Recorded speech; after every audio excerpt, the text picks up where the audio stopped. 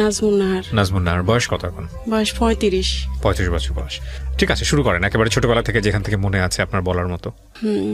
আমার বাবা মারা যায় আমার 4 বছর বয়সে। আচ্ছা। আমরা 5 বোন, ভাই একজন। আচ্ছা, বাবা কি করতেন আপনার? আমার বাবা আসলে ওই যে জাহাজে চাকরি করতো। জাহাজে চাকরি করতো? জি জি জি। ওকে। কিন্তু মানে এত আমার দেশের বাইরে থাকতো এরকম? না, দেশের বাইরে না, বাংলাদেশের সাগরের ভিতরে। হ্যাঁ। মানে জাহাজে থাকতো।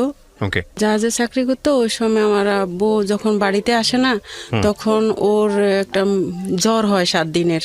ওকে। তো চিটাং নে, এটা আমার আম্মা বলছে, আমরা তো অনেক ছোট ছিলাম। তো চিটাংয়ে যখন নে, তখন 7 দিন পরে আমার আব্বু মারা যায় হাসপাতালে। এটা কি রোগ কিন্তু কেউ ধরতে পারে নাই। ওকে। তখন আমার দাদা দাদি চাচার ফ্যামিলি থেকে আলাদা আমার বাবা, মানে আমার চাচারাই সবাই ভিন্ন ভিন্ন হয়ে গেছে। তখন আমার নানার বাড়ির পাশে আমার আব্বু বাড়ি করছিল। তো ওখানে আমরা 5 বোন বড় হয়েছি। আমার ভাইয়াও ছোট ছিল, 5 বোনের বড়। মানে ওই সময় আমার ভাইয়ার বয়সটা ছিল মাত্র 13 বছর। আচ্ছা। তখন এই তো মা কি করতো, আর খালারা পয়সাওয়ালা ছিল, জামাইরা বিদেশ ছিল খালার গো। তো ওর গো মানে কাজকর্ম করতো, যাইতো আমার খালারা, আমরাও খালার গো বাড়িতে থাকতাম। এভাবে থাকতে থাকতে পড়ালেখা করে তো দরখাস্ত হিসাবে মানে কখনো টাকা দিতে পারতো না। মানে আমার আম্মা তো কোনো হেল্প নাই, মানে কোথাও থেকে যে 5 টাকা আইবো এরকম না। আচ্ছা। তো পরে বোন বড়টা বিয়ে দিল, মেজোটা বিয়ে দিল। আমার আম্মার কত হলো, মানে ছোট বয়সেও আমি বিয়ে দিই, যদি ওর বাবার মতন আমিও মারা যাই, এরকম তার মানে উদ্দেশ্য।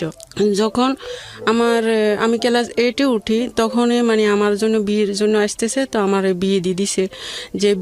যে ওই সময় মানে আমার হাজব্যান্ডের কোনো চাকরি ছিল না। ও মাদ্রাসায় লেখাপড়া করছে, তখন কোনো চাকরি ছিল না। আমার 2001 সালে বিয়ে হয়। তো বিয়ের পরে আমি ক্লাস 9-এ 3 মাস ক্লাস করি। ক্লাস করার পরে মানে নানান ধরনের স্যারেরা, শিক্ষকেরা, হুজুরেরা মানে নানান কথা বলে। তো আমি একদিন চুরি করে স্কুল থেকে চলে আসি। চলে আসা মাদ্রাসা থেকে চলে আসি। চলে আসার পরে আমি আর যাই না। পরে ওর লগে আবার আমার হাজবেন্ডের লগে আমার লগে দেখা হয় না কখনো। ওই যে মসজিদে খাজুর দিয়ে পড়ায় না, এরকম এজাব দিয়েছিল আমারে। আচ্ছা। এজাব দিয়েছিল। তারপরে যে আমার বিয়ের 6 মাস পরে আমার উঠায়নি আমার জালের গো বাড়িতে। মানে আমার শ্বশুর বাড়িতে নে নাই। আমার শ্বশুর বাড়ি হলো নোয়াখালী, হাতিয়া। আচ্ছা। কি করতো ছেলে? কি করতো ছেলে? কিছু করতো না ওখান। তখন আপনার যখন বিয়েটা হলো তখন বয়স কত আপনার? আমার বয়স 13 বছর। 13 বছর মাত্র? আমার আম্মা বলতো আরে মানে 12 বছর, কিন্তু আমার ক্লাস হিসেবে আমি 13 বছর মনে করি। পরে তো যখন আমার 2001 সালে বিয়ে হয়, তখন আমার 1 বছর পরে একটা মেয়ে হয়। ওই সময়টায় তো আমার মানে হাজবেন্ডের কোনো চাকরি নাই। ও কিন্তু চাকরি খুঁজতেছে, চাকরি নাই।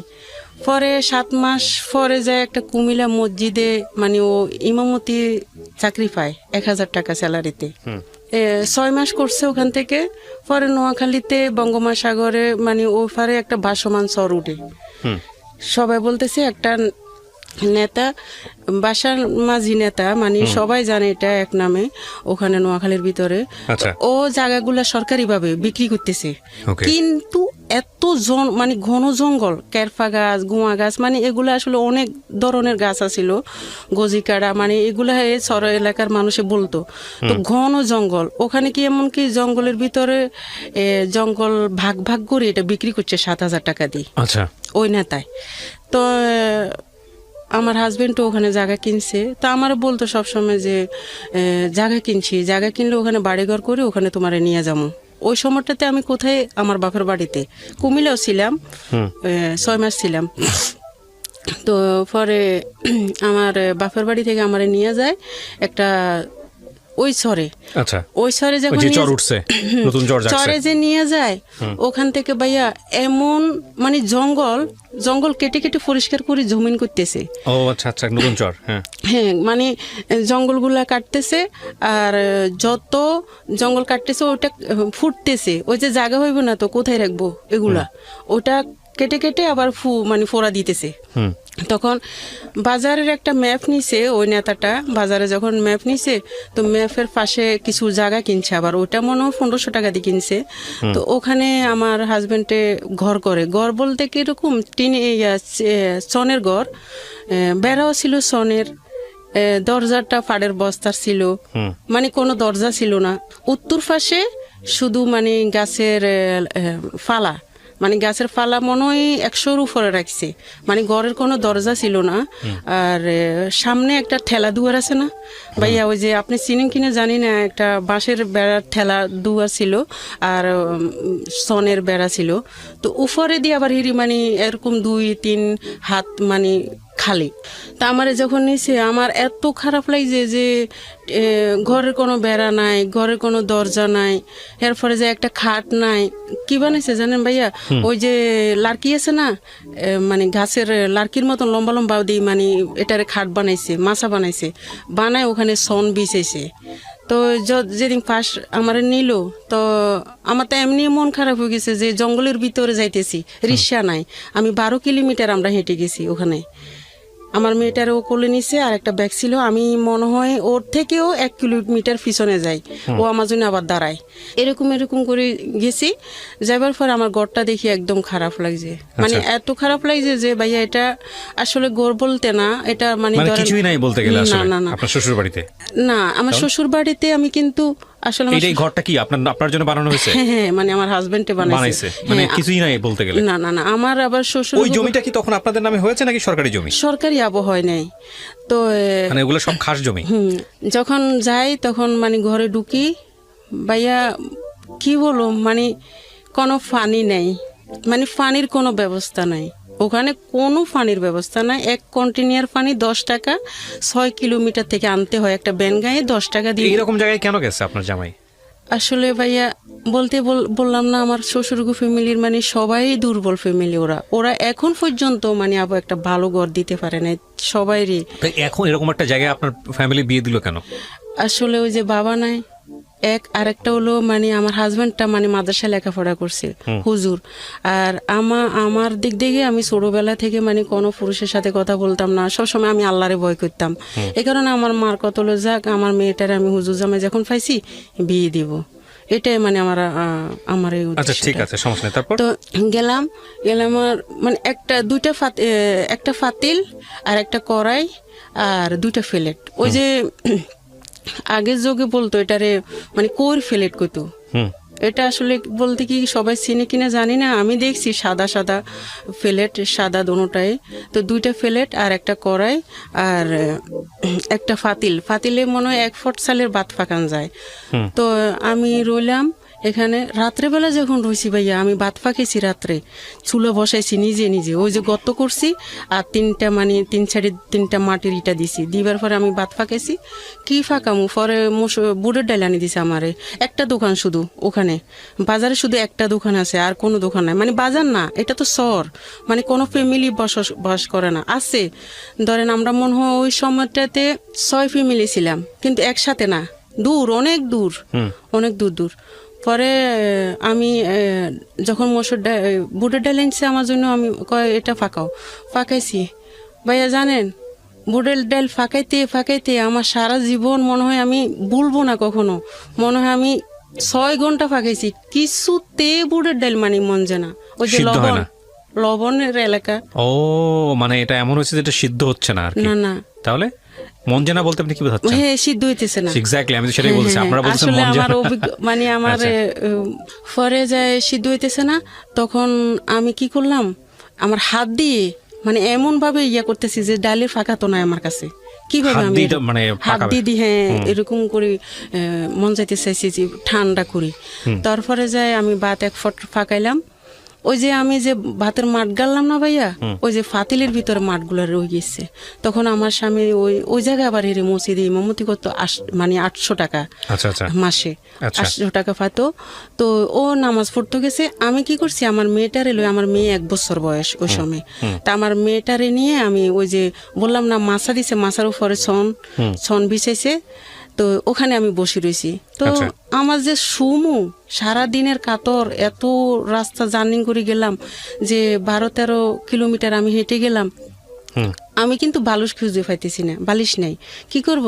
তখন ওই যে আমি দেখতেছি আমার হাজব্যান্ড আমার আগে যে গেছে, ও কি করছে, 3টা ফাটের বস্তারে একসাথে করি শুইছে, বালিশ বানাইছে। তা আমি ওটাতে শুইছি। শুবার পরে যায় কিছুক্ষণ, আধা ঘন্টা পরে আমার ওই যে ভাতের মাঠগুলা খাইতেছে, শব্দ হইতেছে। আমি উঠলাম, ওই যে দরজা তো নাই, আমি উঠলাম, দেখতেছি ভাইয়া শিয়াল, আচ্ছা শিয়ালে ভাতের মাঠগুলা খাইতেছে। তখন আমি কি করুম, আমি কই যে কি আসলে কি জায়গায় আইলাম আমি, মানে আমার কিন্তু কান্দনও আসতেছে না, যে আমার আসলে বিন্দু বিন্দু মানে একবারও দুঃখ লাগে না যে আমি কোথায় এলাম, মানে আমি নিজের থেকে আমার তো খারাপ লাগে। পরে যখন রাত গভীর হইছে তখন শুইলাম যে খেতা, মানে আসলে বলতে কি কম্বল কি জিনিস জানি না ওই সময়। তো খেতা গায়ে দিছি ভাইয়া, জানেন কুয়াশা ফড়ি, মানে সব সনগুলা তো ভিজে ভিজে একদম, পুরা গায়ের যে খেতাগুলো ওটাও ভিজে, শীতকাল ছিল। আচ্ছা তো আমি যতবার মানে আমি কিন্তু খেতা দিয়ে মানে মুখ ঢাকতে পারতেছি না, আমি মুখ কিন্তু উদাম করে ঘুমাই সবসময়, আচ্ছা আমি মুখ কখনো ডাকি ঘুমাইতে পারি না। তখন আমার মানে জিহ্বা মুখ মানে সবগুলা ফাটি রয়েছে, মানে এত কষ্ট লাগে। হ্যাঁ, ওই যে কুয়াশা পড়তেছে উপর দিয়ে কুয়াশা পড়তেছে। তখন সকাল হইছে, তখন আমি কই কি আমি তো এখানে থাকুম না। কেন থাকবা না, তোমার জামাই যদি থাকতে পারে তুমি থাকতে পারবা না। আমি কই এই যে উত্তর পাশেও কোনো বেড়া নাই, এরপরে সামনে কোনো দরজা নাই, পিছনে কোনো দরজা নাই, বাথরুমের কোনো ব্যবস্থা নাই, পানির কোনো ব্যবস্থা নাই, আমি গোসল কিভাবে করব। আমি বলতেছি সকালে, বাদের দিন সকালে এটা বলতেছি। পরে ও কইতেছে যে কি আমি তোমার বাথরুমের ব্যবস্থা করে দিতেছি। তো পরে ও বাথরুমের ব্যবস্থা করলো কি গর্ত করে মানে 2টা গাছ দিয়ে, আর আশেপাশে মানে চারোপাশে বেড়া দিয়েছে। একবারে বলা চলে যে জঙ্গল লাইফ। আপনাদের আশেপাশে বাড়িঘর ছিল না, কিন্তু অনেক দূরে, আমি কিন্তু দেখতাম অনেক দূরে দূরে, কিন্তু যোগাযোগ নাই কারোর সাথে। ওখানে আপনারা চাষবাস করতেন? না, চাষবাস হয় নাই আবো, মানে কেবল গেছেন? হ্যাঁ হ্যাঁ, নতুন চর জাগছে এরকম চরে কেবল গেছেন। ওই চরে কি ছিল? ওই চরে বলতে শুধু বলতে কি কেরফা গাছ, গোয়া গাছ, গজি কাঁটা, বড় কোনো গাছ এখনো হয় নাই? না না, হইছে, এত বড় বড় মোটা মোটা মানে হইছে। ওটা কেটে মানে কাটতেছে আর জমিন দখল করতেছে। ও কাটতেছে আর জমি দখল করতেছে। এটা কোথা থেকে যাচ্ছে, নদীর ভিতর থেকে না সমুদ্র থেকে? এটা আসলে কিন্তু ওই যে দক্ষিণ হাতিয়া একটা সাগর আছে, ওই সাগর থেকে বসমান সর। আচ্ছা আচ্ছা আচ্ছা, হ্যাঁ। তারপর পরে যাই, তখন কি করলো, সকালবেলা যখন আমি এগুলা বললাম, তো পরে কয় পানির ব্যবস্থা হবে, গোসলের ব্যবস্থা, সব কিছু হবে, তুমি সমস্যা না থাকো এখানে। আমি কই কি এখানে যদি আমি থাকি তাইলে বেড়াও নাই, দরজাও নাই, রাত্রে শিয়াল আইছে, বাতের মাঠ খাইছে, আমি কিভাবে থাকি বলো? তো কি করবা, আমরা তো আর টাকা পয়সা না যে তোমার কোথাও রাখুম। তখন আসলে কিন্তু আমার তো বয়স কম না, ততটুকু আমি প্রতিবাদ করতে পারতাম না ওর সাথে, তো কিছু বলতাম না। তারপরে ভাইয়া ওই যে গাছের ফালাগুলা যে রাখছে না, ওখানে একটা বড় সাপ আছে। ওহো, এত বড় সাপ, মানে বাসায় প্রকাশ করা যাব না, এমন বিশ্রী গন্ধ আসে। তখন আমি বারবার ওরে বলি যে মানে আমার হাজবেন্ডের বলি যে আসলে গরু তো নাই এখানে, গরুর মানে গোবরের গন্ধকা। আমি বারবার বলি গরু তো নাই এখানে, মানে গরুর গোবরের গন্ধকা, আমার তো খারাপ লাগে। বেড়া কি ছিল আপনাদের? বেড়াও কি সনের? সনের ছিল, হ্যাঁ। তো চালও সনের, বেড়াও সনের। সনের যে আপনার জামাই মিলে থাকতেন। হ্যাঁ, রাতের বেলা সন্ধ্যা নামলে কি হইতো? ওই যে বললাম না, খোয়াশা বা হারিকেন জ্বালাই থাকতাম। ভয় এখন লাগে, ওই সময় লাগে, এখন আমি ঘুমাই না কখনো। বাজার কত দূর ছিল এখান থেকে? বাজার ছিল না তো, একটা দোকান ছিল শুধু। ওইটাই তো বলতেছি আমি তো চিন্তা করতেছি, আপনি যখন বলতেছেন তখন আমার চোখের সামনে জিনিসগুলো ভেসে উঠতেছে। মনে হচ্ছে মানে একটা মানে দ্বীপান্তর, দ্বীপবাসী মানুষ যেরকম হয়, চারপাশে কিছু নাই ওরকম। হ্যাঁ, এরকমই ছিলাম। আচ্ছা, সাপের ভিতরেই ছিলাম। পরে যাই, ও কি করছে, সকালবেলা যখন এগুলা বলছি, 2 দিন পরে এটা বলছি আমি, পরে ও কি সবকিছু দেখবা কিন্তু ভয় পাইবা না আমারে কর।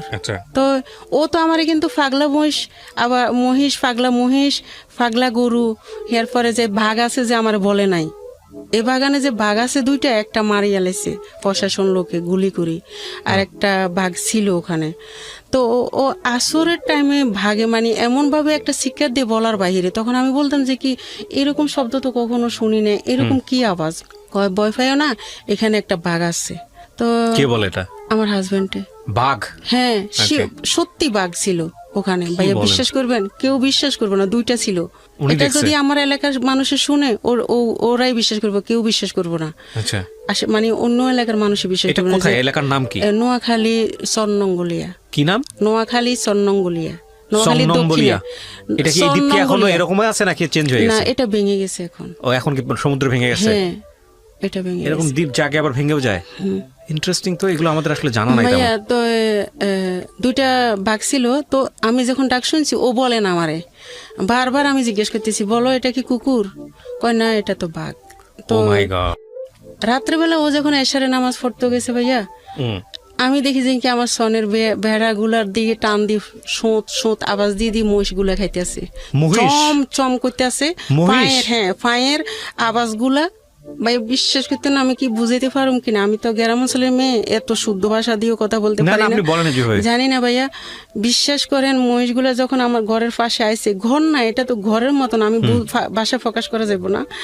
যখন আইছে, ওই যে কেরফা গাছ আর নুনা গাছ আছে না, ওগুলার ছোঁড়া গুলা যে ফোটছিল, শুকনো হয়ে গেছে না, ওই শুকনাটা ওর মানে মহিষগুলার পায়ে তলে যখন ফোটতেছে, চম চম আওয়াজ দিতেছে। তখন আমি কি জানি কোত্থেকে কি আসলো? হ্যাঁ, আমার এত ভয় লাগে, আমার মেয়েটারে নিয়ে আমি বুকে রেখেছি। ও তখন মেয়ে হয়েছে আপনার? বয়স কত মেয়ের? 1 বছর আহা। ওই সময়।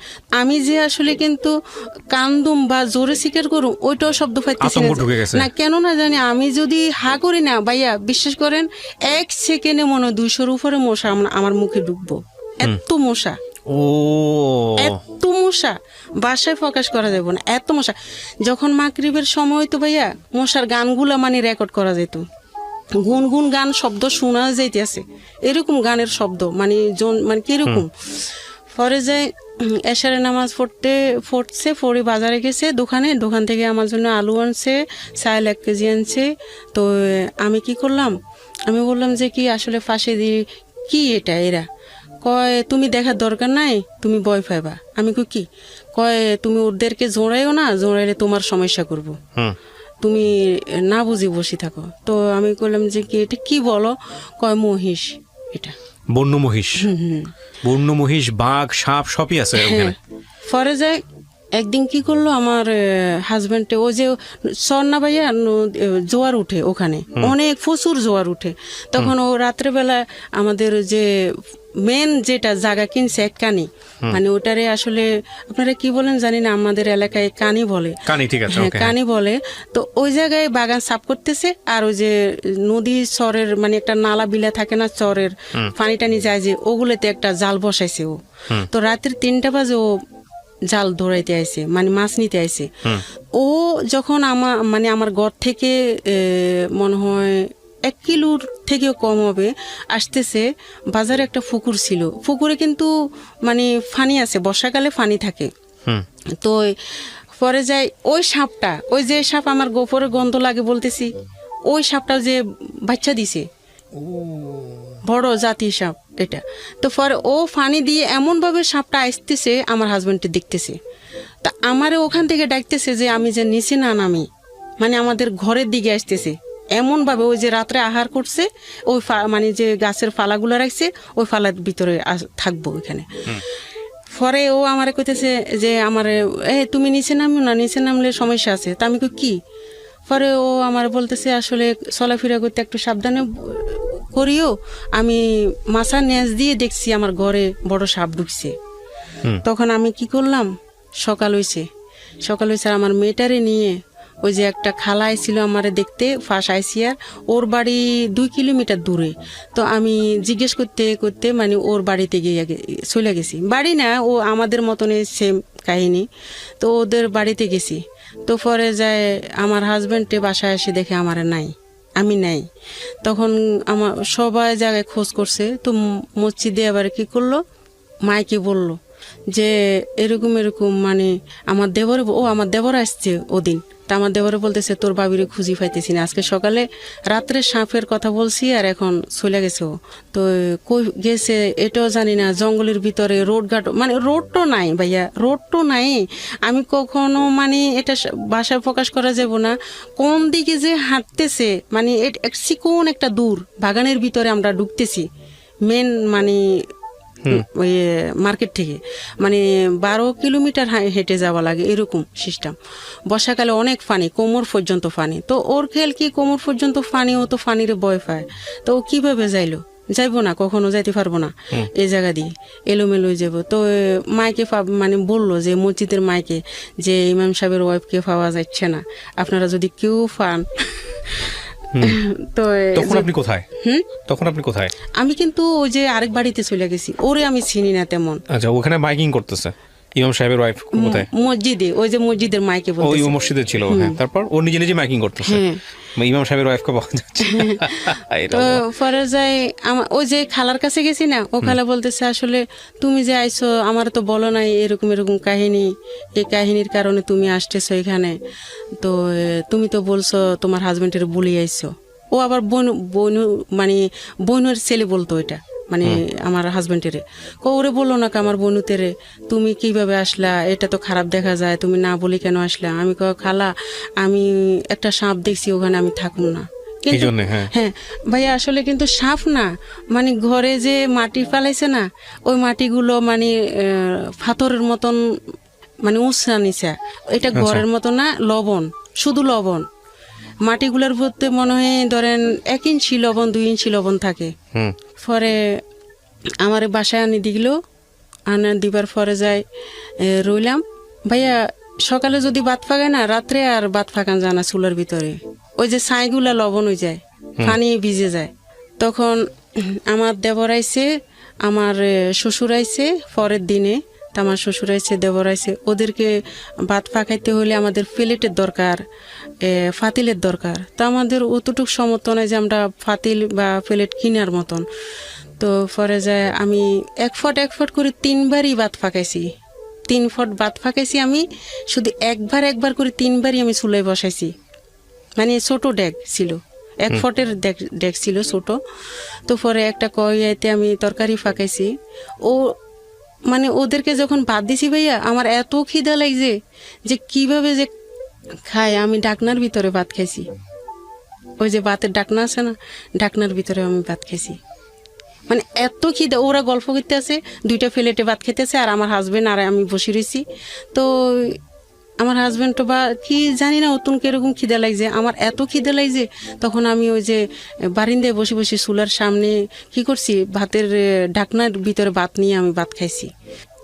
পরে যাই সাপ, এবার পরে যাই কইলো কি সাপ এটারে বাইর করতে হবে, সবাই মিলে মানে এটা পরামর্শ করতেছে। তখন দেখে যে কি সাপটা যখন একটা গাছের ফালা যখন তুলছে ভাইয়া, 21টা বাচ্চা আছে ওই সাপের।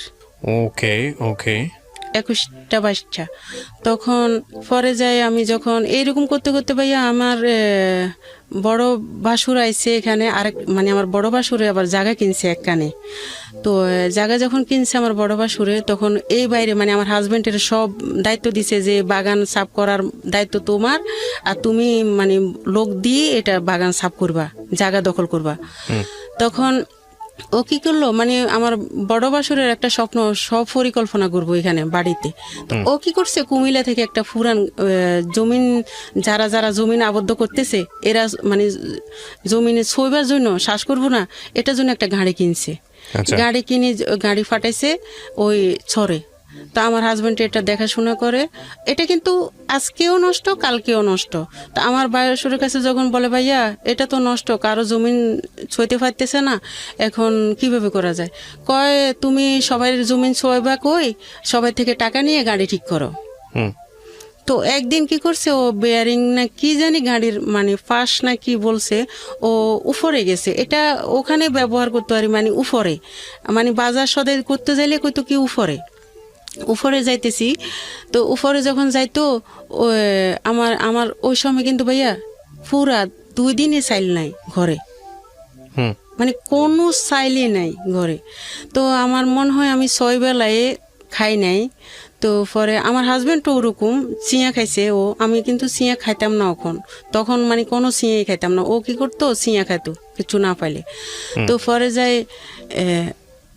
4টা বাজে ও আমার কইতেছে গাড়ি তো নষ্ট হয়ে গেছে, আমি গাড়ির বেয়ারিং ঠিক করতে যাইতেছি উপরে, আমি আসি তোমার চাল কিনে দিব। তো ও গেছে, যাইবার পরে যায় ও আমার কইতেছে কি আমি আসার পরে তোমার চাইল কিনা দিমু। ও কিন্তু আসে নাই ভাইয়া, ও রাত্রে রয়ে গেছে। কেন আসে না? ওই যে 13 কিলোমিটার হাঁটতে হবে এবং কি পানি না, দিনের বেলা পানি দিয়ে গেছে, রাতের বেলা কিভাবে হেঁটে আসবো? তো ও রয়ে গেছে। আমি যে এই ঘরে রয়েছি ভাইয়া, 1 কিলোমিটার থেকেও কাছে, এখানে নেতারা মদ খাইতেছে, মানে ডোল ফিরতেছে, নাচতেছে, গান গাইতেছে পুকুর ফাড়ে, ওই যে বাজারের পাশে। আমি কিন্তু শব্দগুলো শুনতেছি, মানে আমি সারা রাত্র বসে রয়েছি যে হাজবেন্ডের অপেক্ষায়, যে হারিকেন জানাই, মানে সাইলেন্ট বউ, আমি ভাত ফাঁক করি খামো। এরকম করতে করতে সকাল হয়েছে। সকালবেলা যখন ছেলে মেয়ে যাইতেছে, তখন আমি কইতেছি তঙ্গ তো হুজুর নাই, আজকে পড়াইব না মুক্তবে, তোমরা আমারে 6 টাকার মুড়ি আনিয়া দাও দোকান থেকে। তো 6 টাকার মুড়ি আনি দিছে আমার একটা মেয়ে, আমি খাইতে লাগছি পানি দিয়ে ভিজাই। তখন ও কি করছে, আসছে দরজা আছে, আমি মুড়িগুলা খাই নাই আর, মানে এত যে কাঁদছি বলার বাইরে, ওই মুড়িগুলা মনে হয় আমার চোখের পানি আরো ভিজে গেছে, আমি মানে খাই নাই।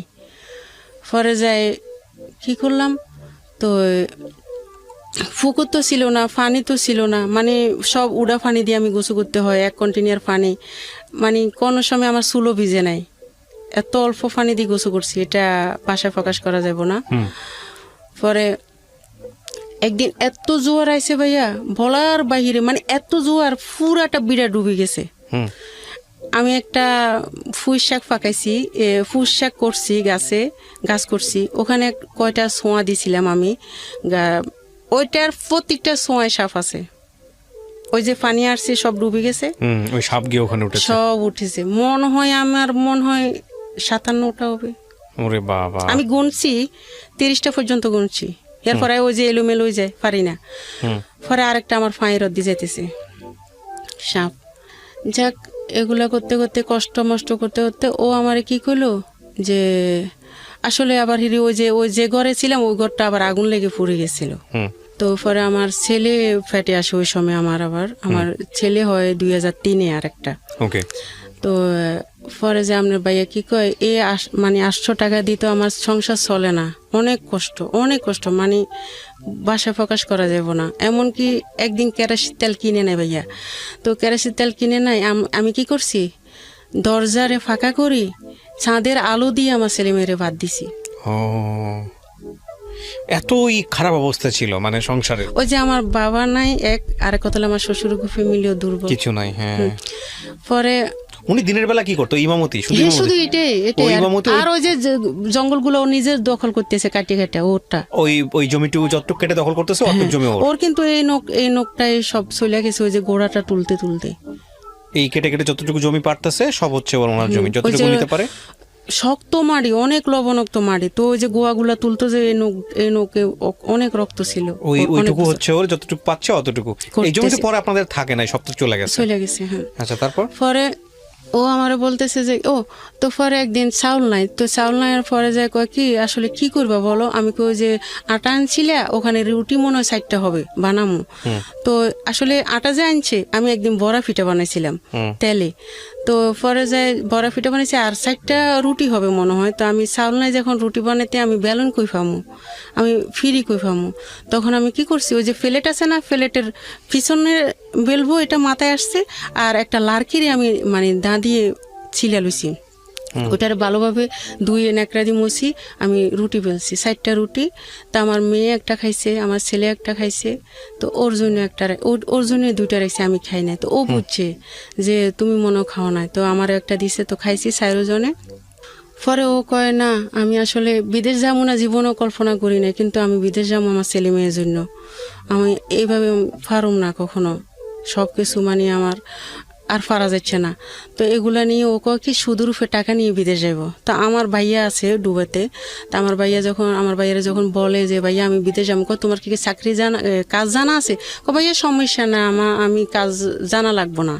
ও আসলে কিন্তু এটা হেয়ালি করি বলছে, ওর মনে হয় যে বাংলাদেশে একটা কথা গাছ কাটতেছে বা বিদেশ যাইও কিছু করতে পারবে, এরকম কিছু ভাবছে।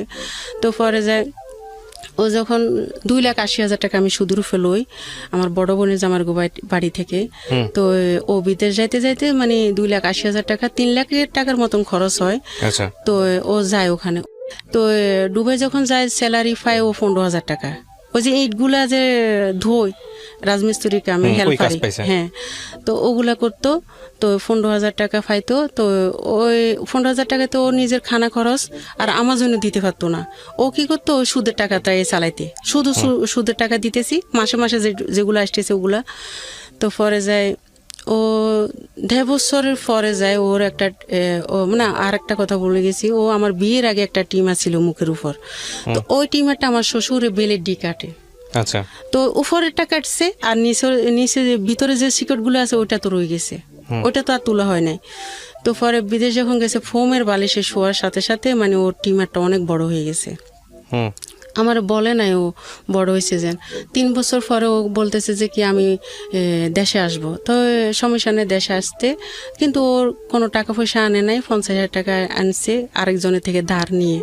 তো টিমার বাংলাদেশে অপারেশন করব। তো বাংলাদেশে যখন আইসে টিমারটা অপারেশন করার পরে হাসপাতালে নোয়াখালীতে ওরা বলতেছে আপনার টিমারের ক্যান্সার আছে, মানে অপারেশন করার পরে ক্যান্সার আছে। পরে যায় ক্যান্সার আছে বলছে, ও কি করছে শিলে টিলে মানে শুকে গেছে, ভালো হয়ে গেছে। ও 3 মাস থাকি আবার বিদেশ চলে গেছে। না, 3 মাসের ভিতরে আবার কি করছে, বাড়িতে ওই যে বাতাসে মানে ঝড়ের লগে আমাদের ঘরটা পড়ে গেছে। আপনার এই রুমটার মতন একটা রুম করছে, আরো ছোট একটা ঘর করি আমরা, মানে খাট চুলা মানে খাওয়া দাওয়া এখানে সব মিলাই। তো এত কষ্ট করে একটা মানুষ থাকা যায়? বৃষ্টি হলে বৃষ্টির পানিটা ওই যে বেড়াগুলা দিয়ে পড়ে।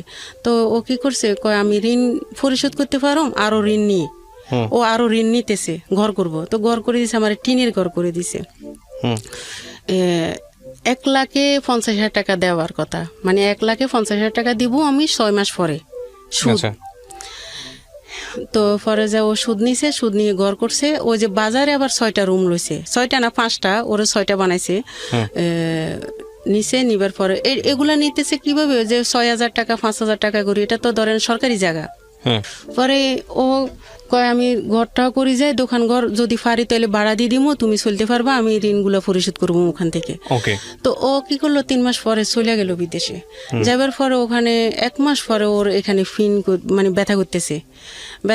ও যখন ওখানে হাসপাতালে যোগাযোগ করে, আপনার কেমোথেরাপির দরকার, এটা ক্যান্সার হয়ে গেছে আপনার। তখন আমার শ্বশুর শাশুড়ির লগে পরামর্শ করে, আমার লগে পরামর্শ করে। তো আমি বলি বিদেশে কেমোথেরাপি দিলে তো ভালো হইবা, সমস্যা কি? তো আমার শ্বশুরের আবার মানে না। আমার শ্বশুর, আমার বড় বাসুর, আমার মেজো বাসুর, আমার ছোট দেবর, মানে এরাই কিচ্ছুতেই মানে না ক্যান্সার হোমিও খেলে ভালো হয়ে যায়। ওরা আবার মানে গ্রাম অঞ্চলের হোমিও, মানে ডিসপিসারি নাই, ওরা কখনো দোকান দিয়ে বসে নাই, বাড়িতে ওষুধ বিক্রি করে হোমিও। পরে যায় ওরা হোমিও ওষুধ খাওয়াবে। তো বলতেছে চলে আসো। তো মা বাপের কথা ধরে ও আসছে দেশে। তা আমিও আর করার কিছু না, মা তো মা, বাবা তো বাবা, ওদের কথা শুনলে অথচ ভালো হইবে, আমারও ধারণা এটা। পরে ও কি করলো, আসার পরে আমার শ্বশুর শাশুড়ি সবাই আমার ঘরে আসছে, সবাই ওরা ওখান থেকে আসছে, সবাই আসছে আমার কাছে। তা আমার শ্বশুরে হোমিও ওষুধ খাওয়াইতেছে। তো এত বড় হয়েছে ভাইয়া, অনেক বড় হয়েছে, মানে এত বড় যে হয়েছে 1 সপ্তাহের ভিতরে হোমিও ওষুধ খাওয়ার পরে আমার শ্বশুরে খাওয়াইতেছে টিমারটা ভাটতে, মানে বাড়ার পরে যেন ফেটে যায়। ও মনে হচ্ছে ফেটে যাইলে ভালো হইব, ওই যে ক্যান্সার না, এটা তো ভালো হইব না, বিপরীত যাইব, ওইটা আমার শ্বশুরে বুঝে নাই। পরে যখন আবার আমার শাশুড়ি কি করলো, আমার ভাইয়ের বড় বাসুরের ছেলেরা তাই দুবনালি আনাইছে, গ্রাম অঞ্চলের মহিলা। তো ও আবার কি করলো, টিমারে দুবনালি লাগাইছে। দুবনালিটা 12 দিন পরে যায়, লাগানোর 12 দিন পরে এটা ফেটে গেছে। একটা গরু কাটলে যেরকম রক্ত, ওরকম রক্ত যাইতেছে, এত রক্ত গেছে বলার বাহিরে।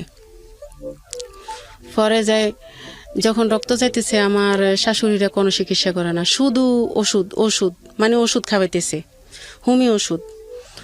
তো পরে যায় আমার 7 মাস পরে যায় ও মারা যায়।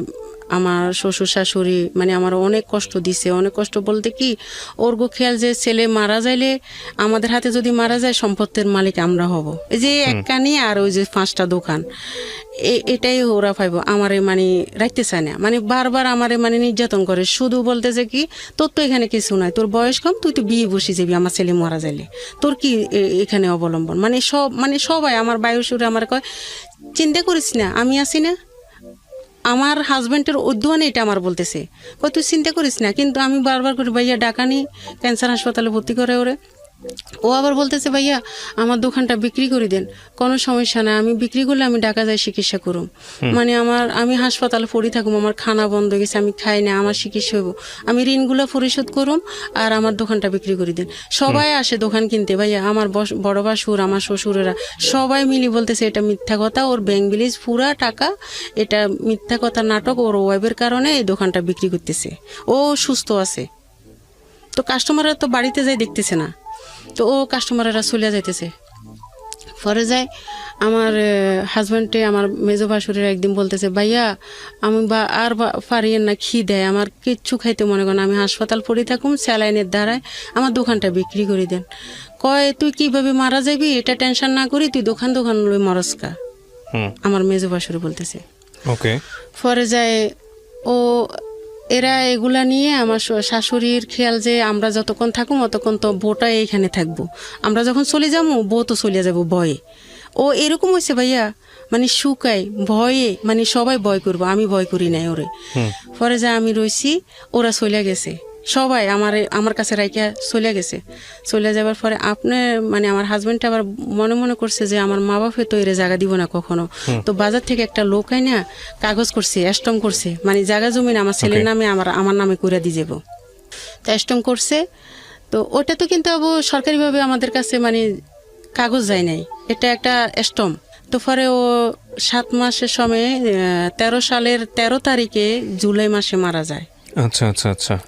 মারা যাবার সাথে সাথে ও আবার কি করলো, মারা যায় যে ওই সময় ভাইয়া কেউ ছিল না, আমার পাশের একটা মহিলা ছিল আমার কাছে।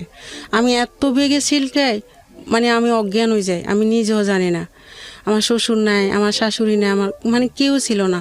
পরে যায় ও যখন 10টা বাজে মারা যায় না, 10:30 মারা যায় ও। তো পরে আমার বাসুরে কবর দিতে দে না, মসজিদের সামনে কবর, মানে গত্ত টত্ত সব কিছু রেডি, মাইকে বলতেছে ওর ওয়াইফ থেকে সিগনেচার আনেন তারপরে কবর দিবেন।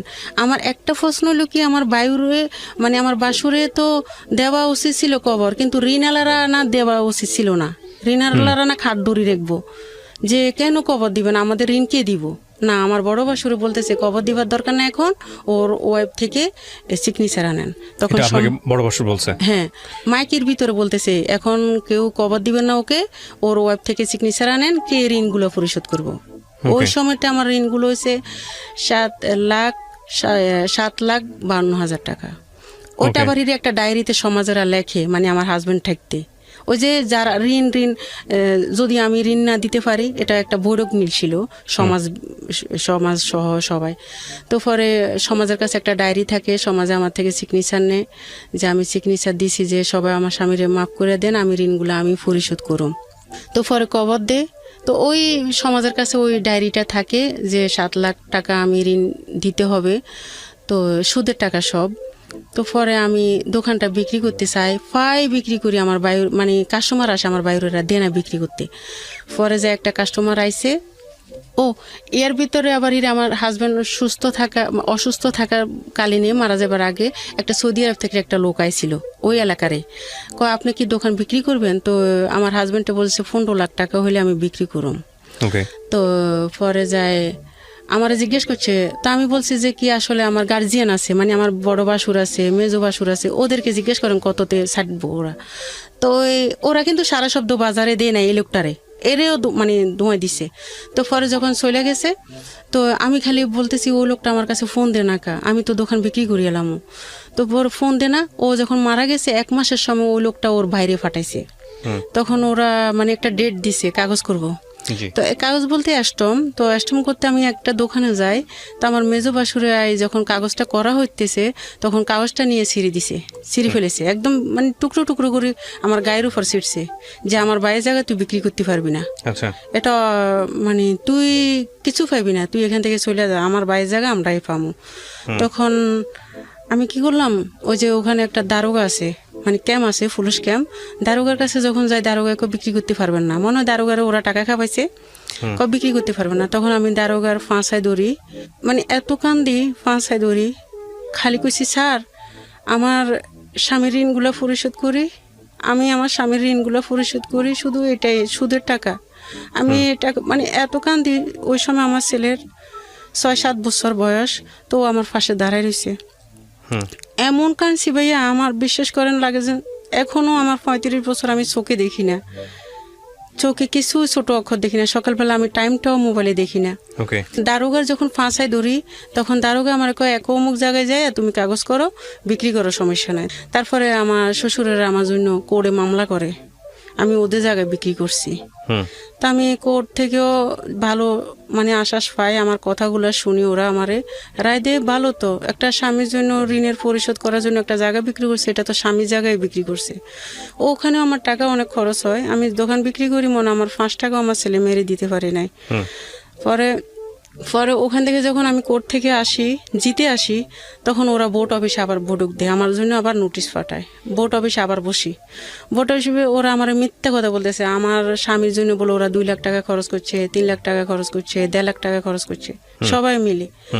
পরে ওখানেও আমি আবার মানে আমার কথা গ্রামবাসী সবাই আমার পক্ষে ছিল, যে এখন পর্যন্ত মেয়েটা কখনো মিথ্যা কথা বলে নাই, শ্বশুর শাশুড়ির নামেও কোনো মিথ্যা কথা বলতেছে না। ওরা কিন্তু মানে আমার শ্বশুর শাশুড়ির প্রতি সাপোর্ট দেয় না, আমার প্রতি সাপোর্ট দিছে।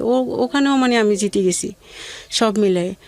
পরে আমার থাকতে দিব না বাড়িতে, মানে বাড়িতে থাকতে দিব না, নানান ধরনের রাত্রে ভয় বাক্কা নেতা মানে সন্ত্রাসী আমার কাছে ফোন দিয়ে, রাত্রে কি আসা যাব, ওই যে আমার বাইরেরা লাগাই দিছে। পরে আমি কি করলাম, তা আমি যখন আমার বাপের বাড়িতে চলিয়ে, বাপের বাড়িতে তো জায়গা নাই, ভাই একজন আছে, তো ওখানে আসিনি, আমার মেজোফার বাসায় উঠি।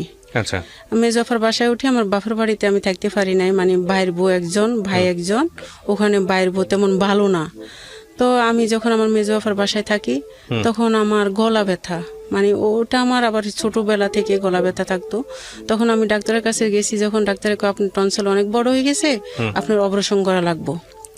পরে আমার ভাইয়ারে বললাম, ভাইয়া আমার তো এমনি এমনি গলা ব্যথা, আমি খাইতে পারি না, সবসময় ব্যথা থাকে, গরমেও ব্যথা ঠান্ডায়ও ব্যথা, যেভাবে হোক আমি ডাক্তারের অপারেশন করাইতে চাই। তো ভাইয়া কইছে ঠিক আছে যাইস আমার লগে। তো আমি বলছি কোন সময় যাবেন ভাইয়া, কয় শুক্রবারে যাবো। তো ও কি করলো, শুক্রবারে যাই নাই, কয় শনিবারে যাবো। পরে আমি বারটাত ফাঁকাইছে, শুক্রবারের মতন আমি বোরগা টোরগা গায়ে দিয়ে 2টা বাজে ফোন দিছি, ভাইয়া আপনি যাবেন না ডাক্তার কাছে? আমি তো ডাক্তার কাছে চলে আইছি। ভাইয়া এত কাঁদছি আমি বিশ্বাস করতেন না, একে একে আমার কান্দো নাই সবসময়, আমি কখনো মানুষের সামনে কাঁদতে পারি না, আমার একে একে অনেক কান্দি। পরে যায় এমনকি আমি বিশ্বাস করেন ভাইয়া, আমি আমার মেয়ের একদিন কি করছি, অন্য দিয়ে মারিয়ে লেতে লেগেছিলাম। কেন? আমি পাইছি না, আমার এই মেয়েটারে কার কাছে রাখি যাবো, আমার এত কষ্ট। তখন আপনার একটা ছেলে একটা মেয়ে এখনো। পরে যায় আমি কি করছি, আমার ভাইয়া যখন এটা বলছে, আমি কই না, আমি কিভাবে চলি, আমি নকশি কাতা বানাই কেউ যদি আমার বানাইতে দেয় তা আমি ওগুলো বানাই আমার ফ্যামিলিটা চালাই। একটা খেতা বানাইতে 3 মাস লাগে, তা আমার দেয় 600 টাকা। ওটা কি হয়? আমি কারোর থেকে হেল্প পাই না, কেউ আমার দেয় না, আমার এতিম 2টা সন্তান। তখন কি ধার দেনাটা আছে না শেষ হয়ে গেছে? আছে 2 লাখ টাকা। ওকে, তারপর পরে কেউ যে আমার ছেলেটার ঈদ আনন্দে, মানে কোনো দিন এখন পর্যন্ত আমার একটা ছেলে একটা মেয়ে কখনো ঈদের নতুন জামা গায়ে দিয়ে নেই ভাইয়া, বিশ্বাস করেন ভাইয়া। আমি তো দিতে পারি নাই, আমার ছোট থেকে বাবা মা মারা গেছে। পরে স্বামীর সংসারে আমি অনেক কষ্ট করছিলাম, পরে আমার ছেলে মেয়েরও আমি এখন পর্যন্ত দিতে পারি না। পরে আমার ছেলে মেয়ে যখন এবার পরে কি করলাম, আমার ভাইয়া যখন আমার ডাক্তার কাছে নিয়ে নাই, তা আমার আবার ওই যে জায়গা কিনছিল, যে ওই লোকটা আমার বিয়ে করতে বলছিল, ওর আবার ওয়াইফ আছে, ওর 2টা মেয়ে আছে।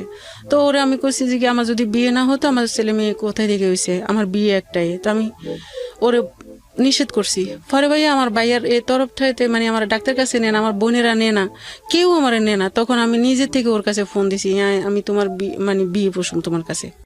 পরে আমার বড় বোন, আমার ছোট বোন সবাই রাজি হয়ে আমার বিয়ে দিল। ওর 2টা মেয়ে আছে, তো ওরও বউ আবার ছাড়াছাড়ি হয়ে গেছে, এখন যোগাযোগ আছে মনে হয়। মেয়ে 2টার লগে কথা বলে সবসময়। তো ওর যখন বিয়ে হয় আমার, তখন আমার বাসায় একটা রাখে, আরেকটা বাসায় নিয়ে যায়। ওর কিন্তু চাকরি নাই, আবার মানে ওর চাকরি নাই, মানে আমি যার কাছে যাই সে সবসময় মানে কষ্ট পায় মনে হয়। আমি আমার নিজেরই দোষ দিব নাকি অন্যজনের দোষ দিব আমি কিছু বুঝতে পারি না।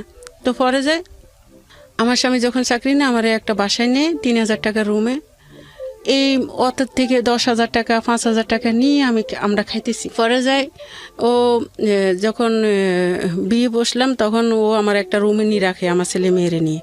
তো পরে যায় 3,000 টাকার রুম, তো রুম ভাড়া দিতে পারতেছি না, 6 মাসের রুম ভাড়া জমে গেছে। তো ওখানে ও মানে চাইলেনলে ডাইলেনতে পারে না, মানে এই অবস্থা। মানে একদিন কি বাদ নাই, পাশের বাসার একটা মহিলা আমারে বাদ দিছে, 4 জনের সবাইরে মানে বাদ দিছে যে খান, এত অল্প অল্প বাদ দিছে। মানে ভাইয়া অনেক খিদা লাগতেছে, লাগে অনেকটা খাইতে পারো। পরে যায় 3 দিনে চাউল ছিল না, একদিন 6 দিন চাল ছিল না ভাইয়া ঘরে। পরে এক জোড়া কানের দুধ ছিল আমার মেয়ের, ওটারে বান্দা দিয়ে আমি চাইল আনছি ঘরে, খাইলাম যেমন তেমন সব কিছু মিলাই। ওর আবার ঢাকা চাকরি হয় কিছুদিন পরে, চাকরি হবার পরে যায় ও ঢাকা আসে, তো আমারও ঢাকা আনে আমার ছেলে মেয়েরে নিয়ে। এই ভাইয়া নির্যাতন পরে, মানে আমারে তরকারি মরিচ হইলে আমারে মারে। একদিন তরকারি মরিচ হয়েছে যখন, তখন ও আমারে কইলো কি তরকারি লবণ মরিচ হয়েছে কে বেশি? তো আমি কি হয়েছে, সমস্যা কি? কয় আচ্ছা মরিচ খাইতে মনে চাইছে, তো আমার গায়ে আধা কেজি মরিচ ডাইলা দিছে। ও ডাইলা দিছে। পরে আমি সারা রাত ভাইয়া কাঁদছি, ও আমার একবারও দেখে নাই। আমার ছেলে মেয়ে শুধু আমার পাশে ছিল। আমার মেয়েটা তো কিছু বলতে পারে না, আবার আমার ছেলে যা পারে। তো পরে যে ভাইয়া বিশ্বাস করেন, এ আমারে মানে ঠুনকা, মানে যে কোনো কথায় আমার মারে সব সময়। হ্যাঁ, আমি যখন রুমে যাই না, কয় এখন রুমে আইসো কা? তা আমি কয় আমার রুমে আসুম না, কয় আমার কথা বলা শেষ হইলে তারপরে তুমি আসবা। ও ফোনে কারোর সাথে কথা বললে আমার যাইতে দে না। তো ও দরজা লক করে দিয়ে ও একা একা ঘুমায়, আমার মানে আর আমার ছেলে মেয়ের লগে ঘুমাই আমি। তো এইভাবে করতে করতে ওর সাথে এখন আমার ছেলে মেয়েরে আমি ফালাইতেও পারুম না। ও কত হলো তুমি তোমার ছেলে মেয়ের ফালাই দাও, তোমার ছেলে মেয়েরে আমি খাওয়াইতে পারব না, আমার দরকার নাই, আমি পারবো না খাওয়াইতে, কিন্তু আমি নকশি গাঁথা বানাই, যে বানাইতে দে আমার ছেলে মেয়ের খরচ। পরে আমার ছেলের যখন স্কুলে ভর্তি করেছি ভাইয়া, তখন বাধ্যতামূলক 8-এর কোচিংয়ের টাকা নেই 600 টাকা, আর 350 টাকা মাসের বেতন। তো আমি হেড স্যারের লগে মনে হয় 1 ঘন্টা কাঁদছি, স্যার এটা মাফ করেন, কোচিংয়ের টাকা আমি দিতে পারুম না। আমার ছেলেরে যদি কোচিং করাইতে পারতাম তাহলে তো আমি ছেলেরে কোচিং করাইতাম। আমি না করেছি শুধু টাকা না দিবার জন্য, আমি তো টাকা দিতে পারুম না। আমি এত কাঁদছি বলার বাইরে ভাইয়া। স্যারের সামনে তখন গেট বার হইতে আমার ছেলে কইতেছে, মা চোখের পানির কোনো মূল্য নাই, কখনো কারো কাছে বলবেন না আমার বাবা মারা গেছে। আমার চোখের সামনে আপনি দারোগার ফাঁসায় দড়ি কাঁদছেন, চোখের পানির কোনো মূল্য আছে মা? আমার কইতাছে যে 21,000 টাকা দারোগায় নিয়েছে আপনার থেকে, আবার স্যারে আপনার থেকে 7,000 টাকা নিতেছে, আপনার কোনো চোখের পানির মূল্য আছে? কখনো আর কোনো জায়গায় বলবেন না যে আমার বাবা নাই, সবাই বলবেন আমার বাবা আছে। পরে আমার ছেলেরে পড়াইতে মানে অনেক কষ্ট হইতেছে পড়াইতে। আমি নকশি খাতা বানাই, নকশি খাতা কোনো সময় বিক্রি করতে বলতে যেটা দাম মানে 1,000 টাকা, ওরা আমার 800 টাকা দেয়। তা আমি টাকার জন্য পারি না। ওরে আমার হাজব্যান্ডের বলি, এখন বর্তমানে যে হাজব্যান্ড আছে ওরে বলি আমার 3,000 টাকা দাও, আমি 3,000 টাকার কাপড় আনে বিক্রি করি, আমার ছেলে মেয়ের খরচ চালামু। ও আসলে দিব বলে, কিন্তু ও আমার প্রশ্ন করে আমি কি তোমার দিতাম না কইছি? আমি তো তোমার বলতেছি দিমু কখন, ওই সময়টা কখনো হয় নাই। আবার পরে মেয়েরে আবার বিয়ে দিছি।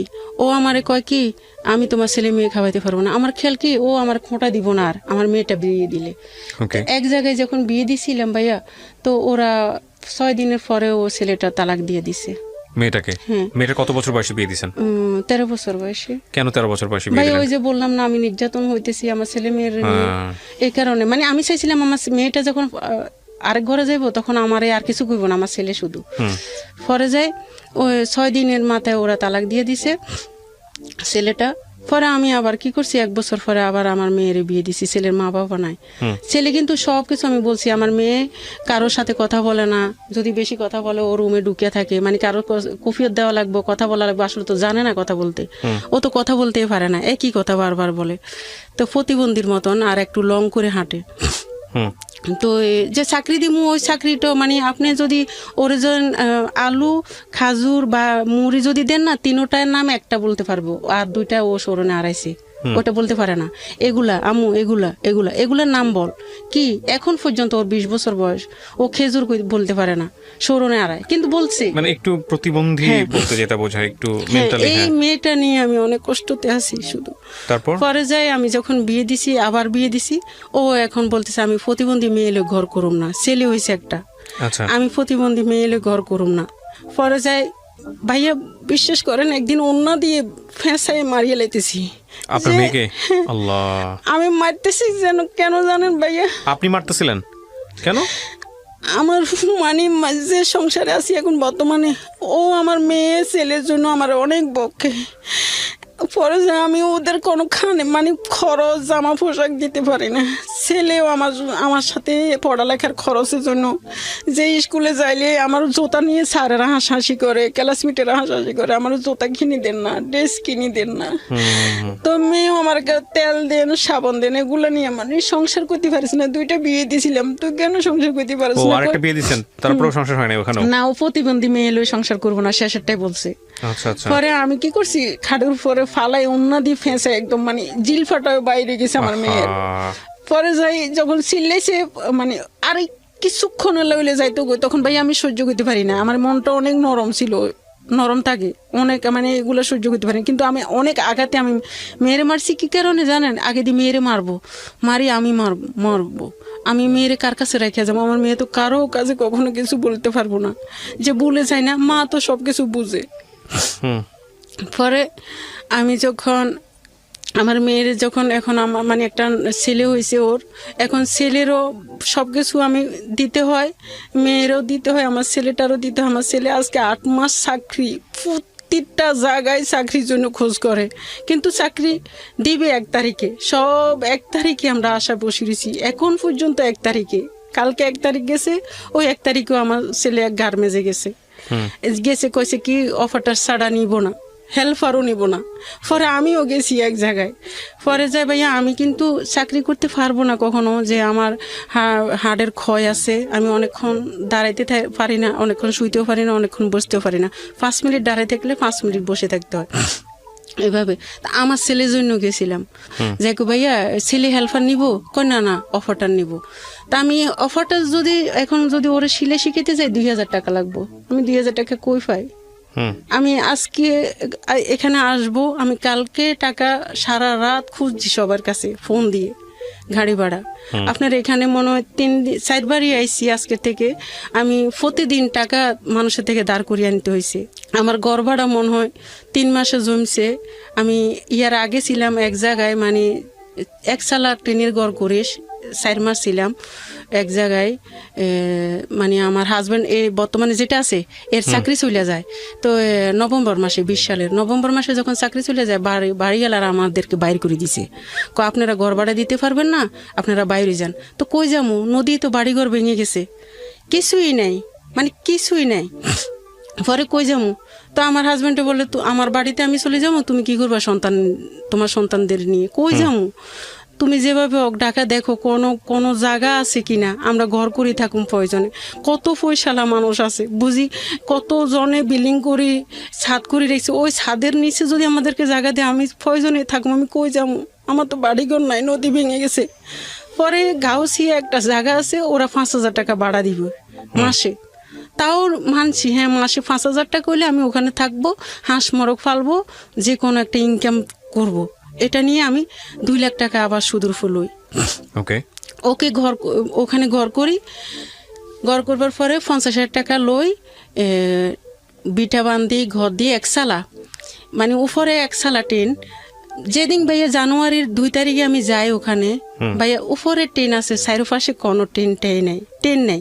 শীত, এমন শীত জানুয়ারির 1 তারিখে, 21 সালে এত শীত ভাইয়া, কুয়াশা পড়তেছে।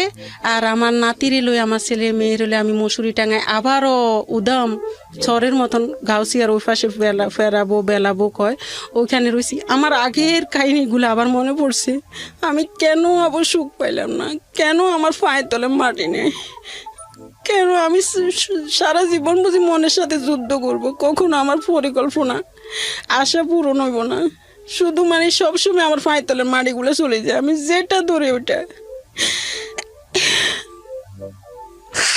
তখন আপনার জামাই ছিলেন আপনার সঙ্গে, মানে আপনার হাজবেন্ড ছিল না? ও তো চাকরি নাই, ও আছে, ও সব মানে আমরা 2 লাখ টাকা সুদের উপর লই। তো পরে কয়টা হাঁস কিনি, 35টা হাঁস কিনি। তারপর একটু বলেন শুনি, এটা আপনি রিল্যাক্স ঠান্ডা মাথায় বলেন। হ্যাঁ, হাঁস কিনলেন, তারপর কি হলো? হ্যাঁ, যখন হাঁস কিনি তখন হাঁসের খাবার দিব না, আমাদের খাবার দিব। তখন হাঁসের খাবারও দিতে পারতেছি না, আমাদের খাবারও দিতে পারতেছি না। একটা টেন কারি টেনের ভিতরে ভাত ফাঁকাই। যখন টেন কারি রেডি করলাম, চাউল নাই, চাউল রেডি করলে লার্কি নেই, মানে এমন অবস্থা। নুন আনতে পান্তা ফোড়া যেটাকে বলে। হ্যাঁ, পরে ওখান থেকে আমরা ওই যে জায়গায় আছি, এই জায়গায় একটা কাশপুরে খান, মানে আলাম খান, শালাম খান এরকম নামে মানে একটা মহিলা আমার কইছে ওরা আল্লাহর হস্তে আপনার ঠাকবার জন্য বাড়ি দিব। আচ্ছা, ওদের অনেক বাড়ি আছে, আমনেরে নিয়ে যাবো। তো পরে একটা ভাবি আমারে নিয়ে গেছে, ওরা আমারে 5 বছরের জন্য থাকতে দিব। তো ওখানে ভাইয়া ওই ঘরটাতে কারেন্ট সিস্টেম বা গ্যাসের লাইন মানে কোনো কল পানির ব্যবস্থা নাই। তো ওরা বলতেছে 35,000 টাকা যাইবো ওটা ঠিক করতে। তো 35,000 টাকা পাই ওখানে তো সুদের টাকাই বাড়তেছে। ডিসেম্বরের 20 তারিখে আমি সুদের টাকা নিছি, 21 সালে, 20 সালের। তখন পরে যাই ও আঙ্কেলেরে বলি যে কি আঙ্কেল আমরা তো 35,000 টাকা দিতে পারবো না, এখন ঘরও কমপ্লিট হইতে পারবো না, আমাদেরকে কোথাও যদি জায়গা দেন। আমরা এমন অবস্থায় আছি, গোসল করতে পারি না, বাথরুম নাই। ওই যে 5 আছে না, 5-এর পানি দিয়ে আমি মুখ হাত ড্যাগ মানে সবকিছু ফাতেটা দিয়ে ধোয়া হয়, গোসল করা হয়। আর ওই যে মশা, সেম মশা, মানে এত মশা ভাইয়া বলার বাইরে। বাথরুমে বসা যায় না, মশুরি টাঙে দিনেও বসন লাগে। আর ঘরের বিটাটা এরকম মোটা মোটা ফাটা। আর জানালা ছিল না, কোনো জানালাই ছিল না, টেন ছিল না। আবার আমি ওই আগে সেম এরকম ভাবে ঢাকা শহরে থাকতে পরে যাই 15 দিন পরে আমাদের দরজার সামনে দিয়ে গাড়ি 20-30টা যাইতে আছে, মাটি টাইনতে আছে, দুল আর দুল ধুলা বালু যাইতে আছে ঘরের ভিতরে। বাইয়া রাত্রেও ঘুমাইতে পারতেছি না, দিনেও ঘুমাইতে পারতেছি।